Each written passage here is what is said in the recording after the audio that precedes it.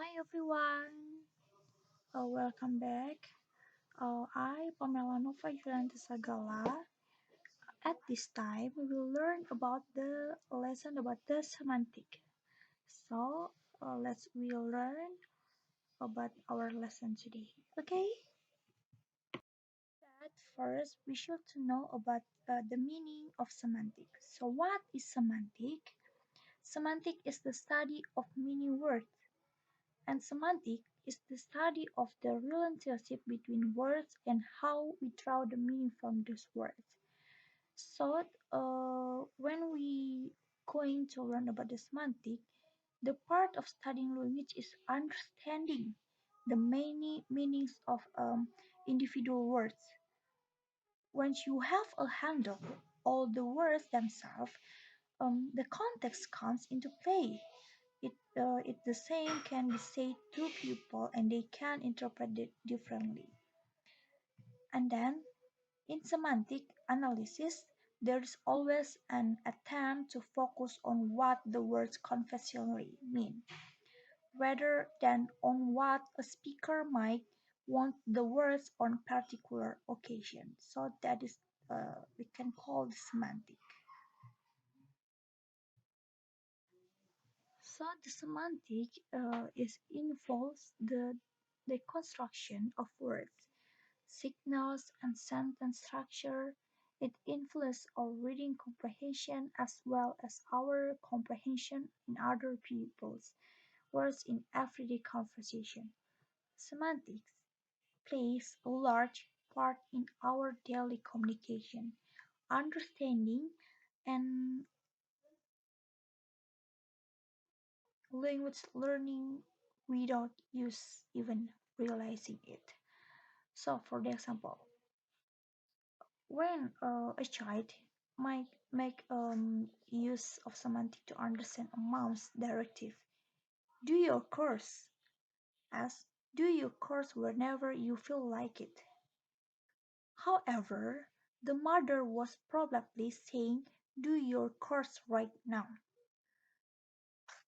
Since meaning in language is so complex, there are actually different theories used within semantics, such as a formal semantics, lexical semantics, and conceptual semantics. Now we will learn about the formal semantic, lexical semantic, conceptual semantic, denotations, and connotations. The first is formal semantic. Formal semantic that use techniques from math, philosophy, and logic to analyze the broader relationship between language and reality, truth, and possibility. Um, has has your teacher ever asked you uh, to use an if then for a question? Because it breaks apart lines of information to detect the underlying meaning or consequence of events. Okay, next we learn about the lexical semantic. Lexical semantics is deconstruct words and parts within a line of text to understand the meaning terms of context. The lexical semantic this is can include a study of individual nouns, verbs, adjective, prefix, root words, suffix, or longer parts or items. So the lexical semantics is uh, that we will learn that we one of the part focus to learn about the tense because this is can include study individual nouns, verb, and an adjective.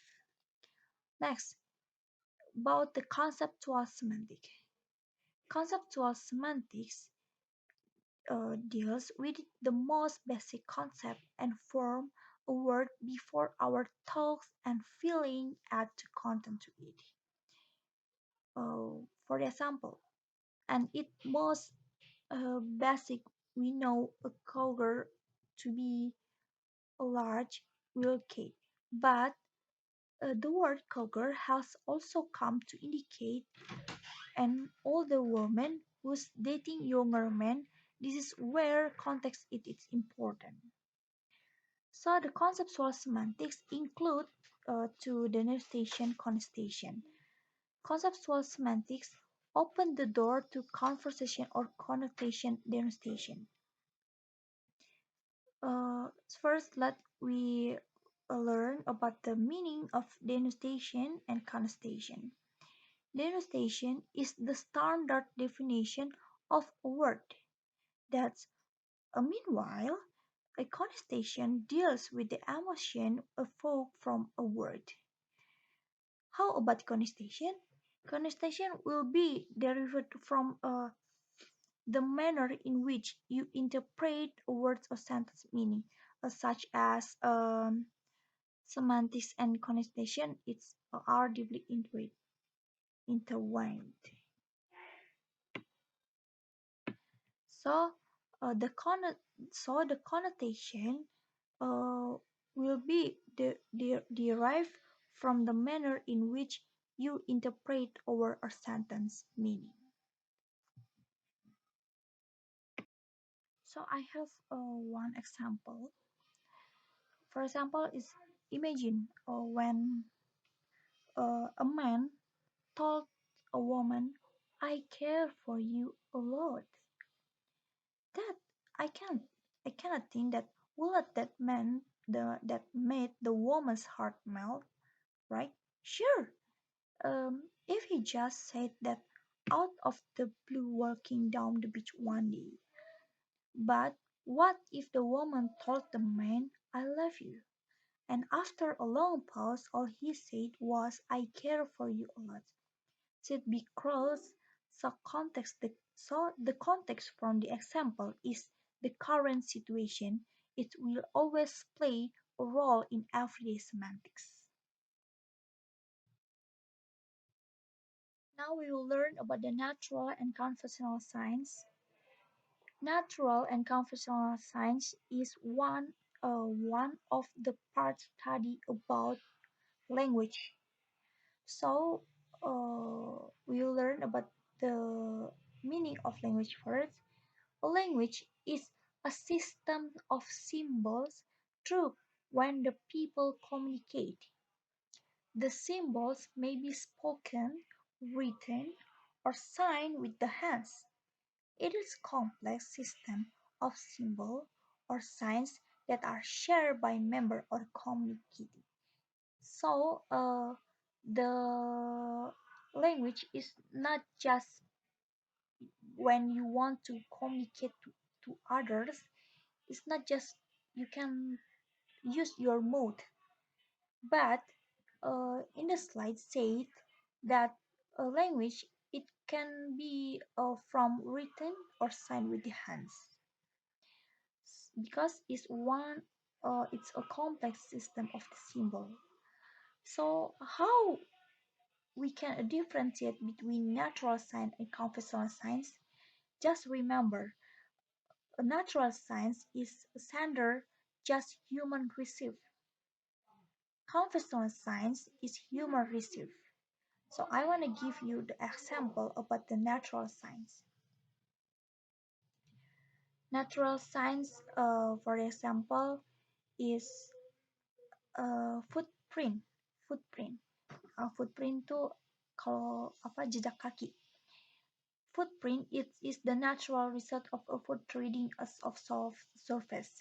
Jadi jika kalian kayak lagi berjalan sesuatu di entah di atas entah di lumpur atau segala macam atau tanah, pasti kalian akan menciptakan suatu jejak kaki kalian di tanah tersebut. Seperti itu maksudnya. Maybe another example is smoke, black clouds, and all sort of sight, sounds, and smells. Smoke.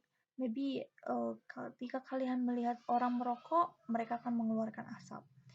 When you want to cook some food, it uh, it has the smells from the foods. Or maybe you want to listening some music. Yes, the music has the sounds. maybe like that. So how about the conventional signs? Conventional signs is like horns, whistles, uh, and bells. For example, different bell tones can form a repertory of messages. Contoh ya, ketika when the all the girls in the dormitory itu ada waktunya uh, for lunch, for breakfast, and for dinner. When it's time sudah waktunya, jadi mereka akan membunyikan bell. Itu artinya bertanda bahwa jam makan sudah tiba. Mungkin seperti itu. So that's the example and the meaning of the natural sign and conventional signs. Now we will learn about the process of getting information consists of three types. The first is perceptions, the second is identification, and the third is interpretations. Now we will learn about one by one of the three types of getting information concepts. The first is perceptions. The signs attract the observer's attention so they observe, sees, or hear something. So for example, in this stage, a person hears some sound, or reads something, or sees a certain image. Second is about identification.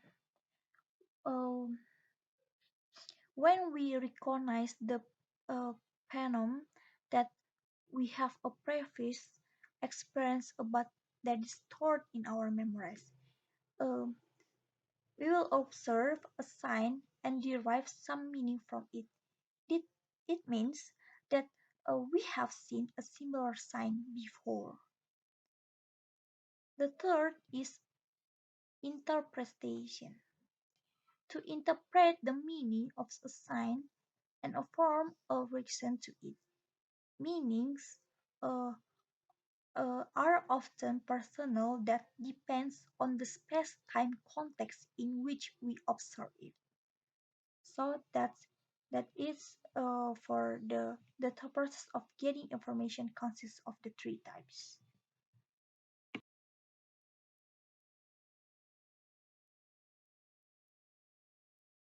So next is we will learn about the utterance and sentence. Utterance is any stretch of thought by one person, before and after which there is silence on the part of that person. Or we can have another meaning. Maybe an utterance is the use by a particular speaker or on a particular occasions of a piece of language such as a sequence of sentences or a single word. For example, maybe when you greet someone in the morning, you say good morning, maybe like that. So we learned about the sentence. Sentence is not a physical event or physical object. It is a construction of words in particular sequence which is meaningful. Is neither a physical event nor or a physical object. It is conveyed abstractly, a string of words put together by the grammatical rules of language. A sentence can be thought of as ideal string of words behind various relations in utterance and inscriptions. So, for example, my mother always cooks rice every morning. Or maybe I would like a cup of tea. So the sentence will be focused to grammatically complete string of words expressing a complete thought. Namanya aja juga sudah sentence ya, kalimat. Pasti when you want to make some sentence, that the first you will focus to your grammatical in your sentence.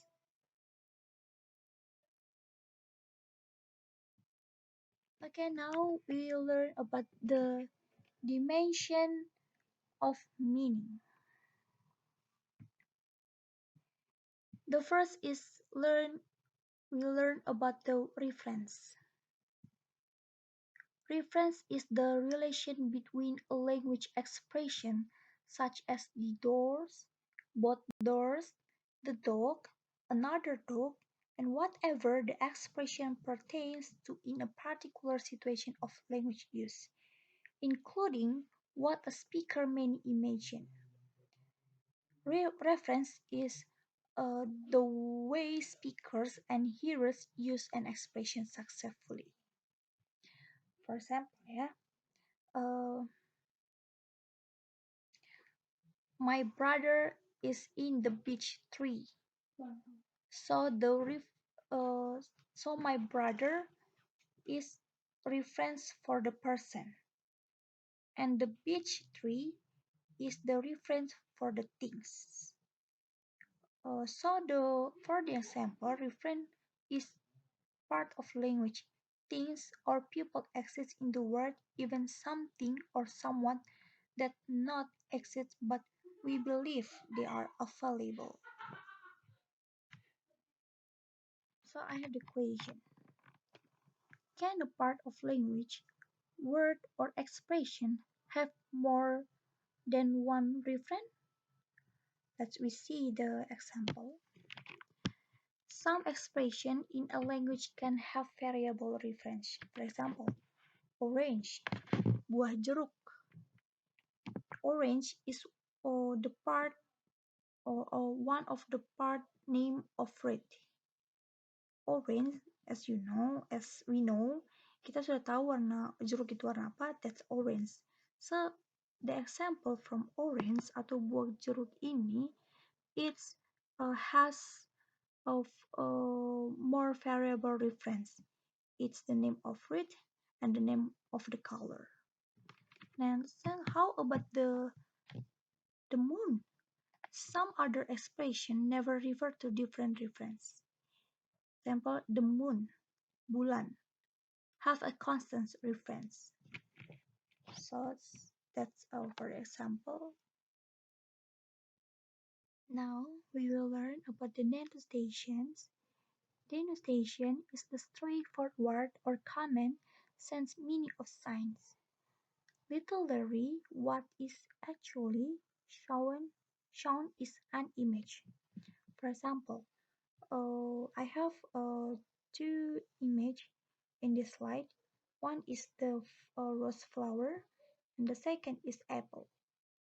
A red flower, rose that is a straightforward meaning or denunciation. An apple is a fruit we eat. Rose have a special meaning for a woman, right? If men give rose to a woman, that means there is something that wants to be conveyed by man. So, bunga mawar itu banyak memiliki arti ya, bukan hanya sebagai bunga aja, tetapi bunga mawar itu memiliki banyak arti ketika seseorang memberikannya itu kepada yang lain. It is different from apple. Apple is just fruit that we eat every day. As you can see from this slide, I have a picture about chef. Chef, as denunciation, is a professional cook. But for the reference and meaning, it's same that it's still be chef. So jadi seperti itu. Jadi maksudnya adalah di sini ada gambar seorang tukang masak atau chef ya. Tetapi sebagai as denunciation dia bisa diartikan adalah seorang a professional cook. Tetapi ketika but in reference and meaning dia tetap adalah seorang chef. Seperti itu. Now we will learn about the sense relations.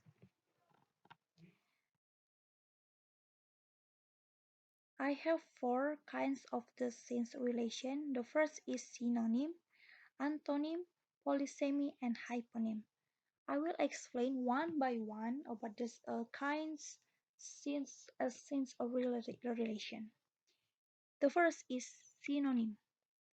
Synonyms are two or more forms with very closely related meanings, which are often but not always interchangeable in sentence. For example, broad with wide, height with counsel, almost with nearly, cape with taxi, liberty with freedom, answer with repray. That's uh, that's the example about the same synonym or in pairs. The second is about antonym. Two forms with opposite meanings are called as antonyms. For example, quick, slow, big with small, long with short, rich with pure, happy, sad, hot, cold, old, young, male, female, true, false, life, death. So that's the example about the antonym. The antonyms are divided into two parts. And the next is polysemy.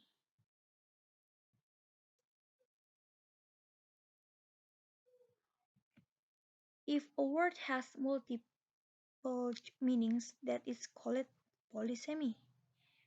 Relatedness of meaning accompanying identical form is technically known as polysemy. For example, the word hat is used to refer to the object on the top of our body, on top of a glass of beer, on top of company or department. Another word uh, we use food has multiple meanings such as a food of a person, of bed, of a mountain, and anything. And the last is about hyponym. When the meaning of one form is included in the meaning of another, the relationship is described is as a hyponym. For example, daffodil is flower, dog is animal, poodle is dog, carrot is a vegetable, banyan is a tree. The concept of hyponym is inclusion or involved here. For example, um, if any object is daffodil, that is necessary of flower. So the meaning of flower is included in the meaning of daffodil. Daffodil is hyponym of a flower. So that's the explained about the sense relation. And now we will learn about the lexical grammatical meaning. Lexical or derivational morphology it studies of word formation which produce new words. It changes part of speech and meaning. So how about the grammatical? Grammatical or inflection morphology is study about word formation related to grammar. It does not change part of speech and meaning, but gives a signal grammatical information. So let's we see about the example about the lexical and grammatical meaning. So for the example, the first is about the lexical. The first is noun modifiers adjective. Noun itu adalah kata benda dan adjective itu adalah kata sifat.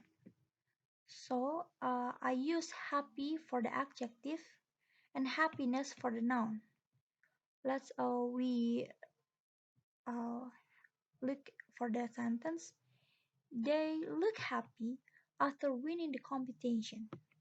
My father does is for my happiness. So the second is verb modifies noun. I use smoke for verb and smoker as noun. Don't smoke here. My father is smoker. So I think that's it for the example from the lexical. Now we will learn about the grammatical. I think you know the grammar. What is the grammar, right? So let's we see. I use simple past versus simple present. So for example is for the simple past, a dog bark. For the simple present, a dog barks. Singular versus plural. A dog barks and some dogs bark. So that's for example that I use the grammatical. Now we will learn about the three types of semantic analysis. We have already learned about the relationship with other words or lexical relation. And now we will learn about the words as containers or semantic features. And the last is semantic roles. So I will explain about the semantic features. The slide, as you can see, I have the formula about the semantic features. The first is animate, human, female, and adult. So I have the example. The word for the example is table, horse, boy, man, girl, and woman. Animate and the table is not the part of the animate. Horse is the part of animate, and boy is the part of animate, and of course with man, girl, and woman. Why? Because animate itu maksudnya adalah yang menghidupkan, yang hidup gitu. Jadi kan table kan adalah benda mati ya. Jadi dia tidak termasuk dalam animate seperti itu. Jadi tandanya adalah negatif. It's also same with the human, female, and adult. Table and horse is not the humans. Boy, man, girl, woman. Yeah, of course, they are the humans. How about the female? Yeah, female is a girl and woman. An adult is table is not the part of adult. Horse is a yes, boy, man, and woman, of course. So that's uh, the I can explain about the formula of semantic features. As you can see, I have the example is the baby. The baby is young, the baby is human, and the baby is animate. So the baby is a possible variable so that the baby get a symbol place. So now I have more example. A is mother, sister, aunt, maid, and B father, brother, uncle. So the from the example A is a part of the animate, human, and adult, and of course with female. And how about the B? Father, brother, uncle. Father, brother, uncle is a man. It's animate. They are humans and they are adult. So that's for example about the semantic features. I hope you can understand.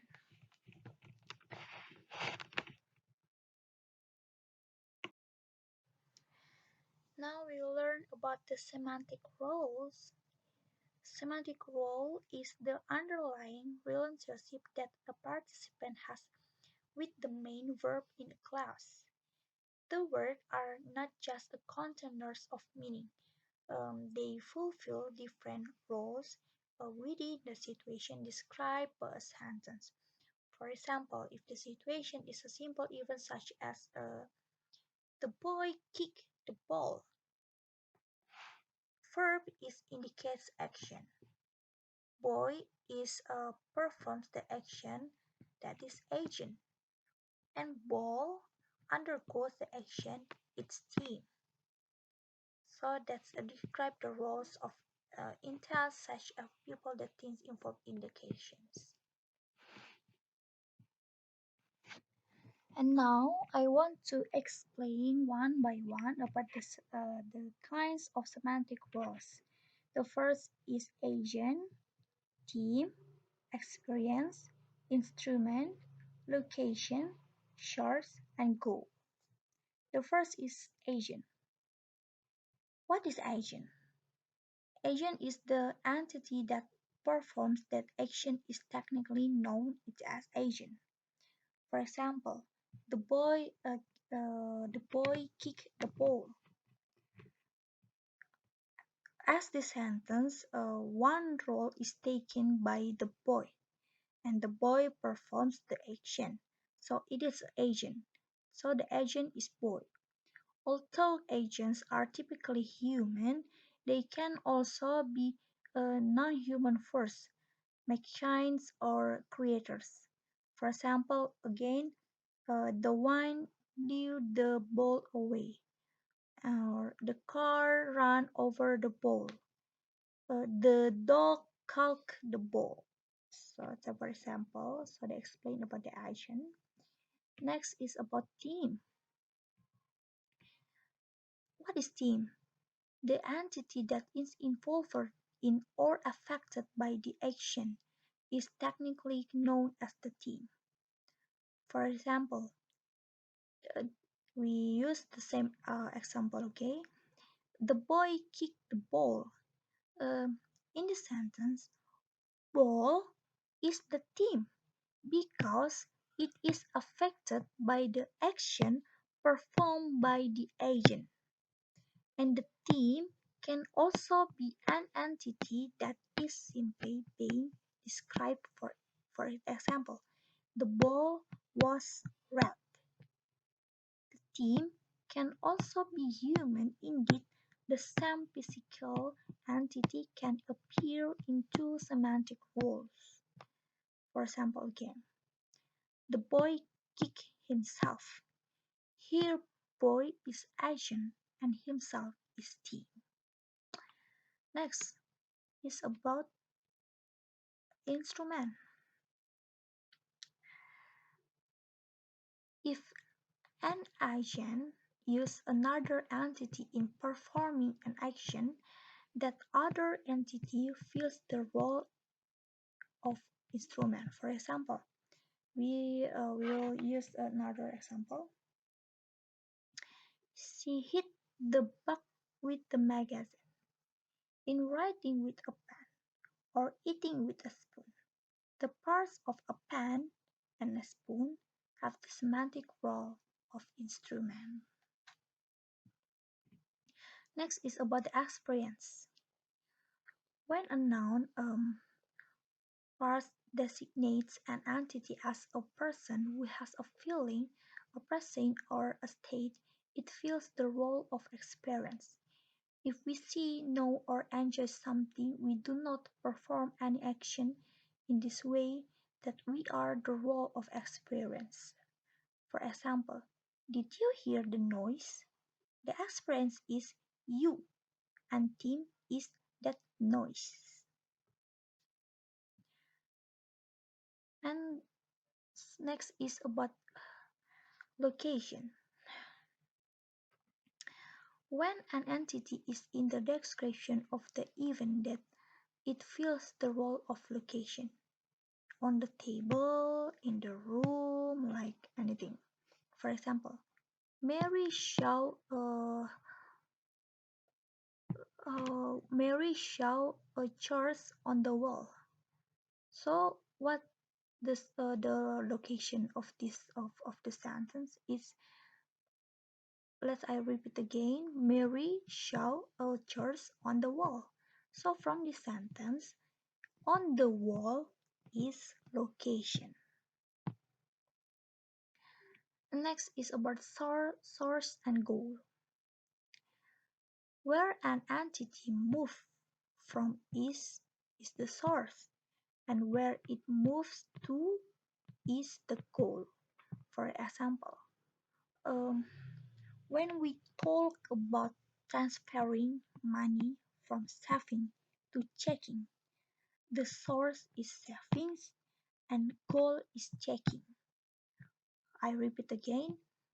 Example, when we talk about transferring money from saving to checking, so the source is savings and the goal is checking.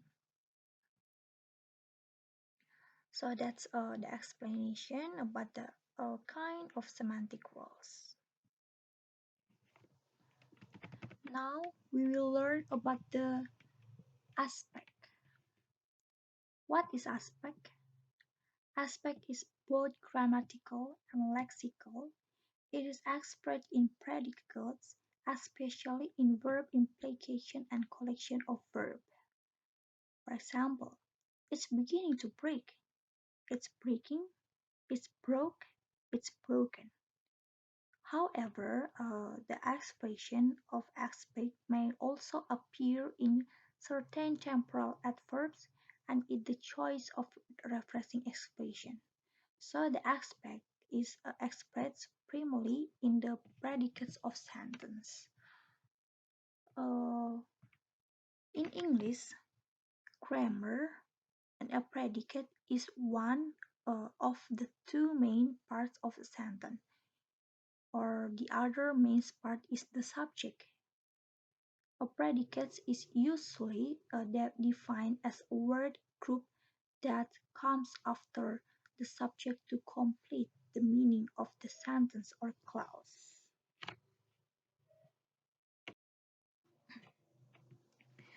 Stative predicates and dynamic predicates.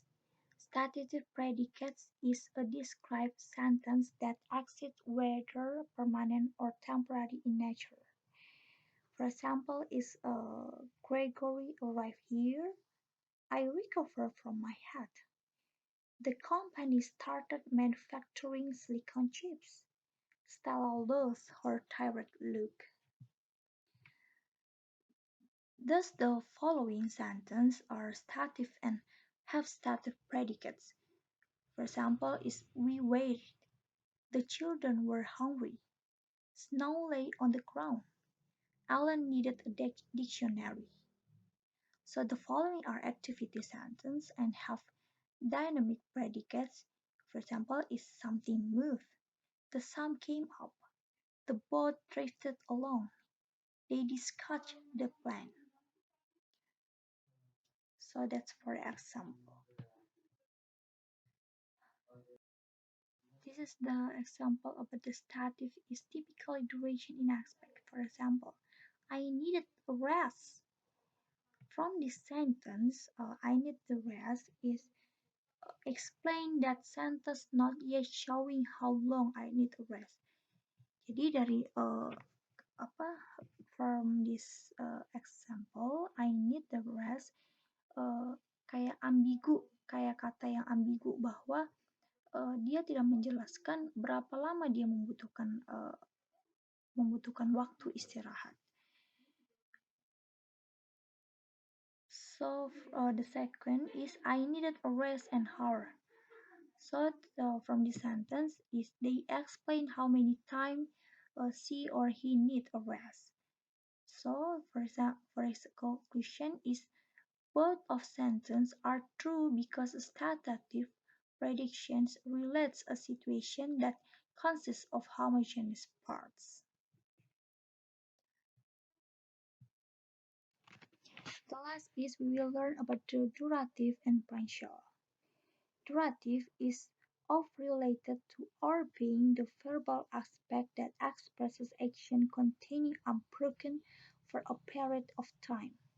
Punctual is of or related to or being the verbal aspect that expresses momentary action or action considered as having no temporal in the present tense to express an event playing for a future time. For the example is uh, functional is they sat down in the last row is the functional sentence. They were sitting in the last row. This is the durative sentence. I want to give more example. Like for durative sentence is um, Titanic movie was shown in 3 hours. The punchline is Titanic movie is running on theater from 7 p.m. until 10 a.m. That's a punchline. So di punchline ini kalimat itu harus kayak sudah direncanakan even a planet or have the future time. Jadi udah diatur berapa lama contoh The Titanic movie itu akan tayang seperti itu.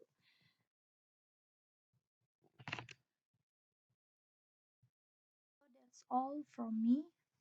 Thank you for listening to my presentation. I would like to apologize if there is a mistake. Thank you for your attention. I hope this presentation has given us new insight on the topic. Thank you. I hope you have a nice day. God bless us.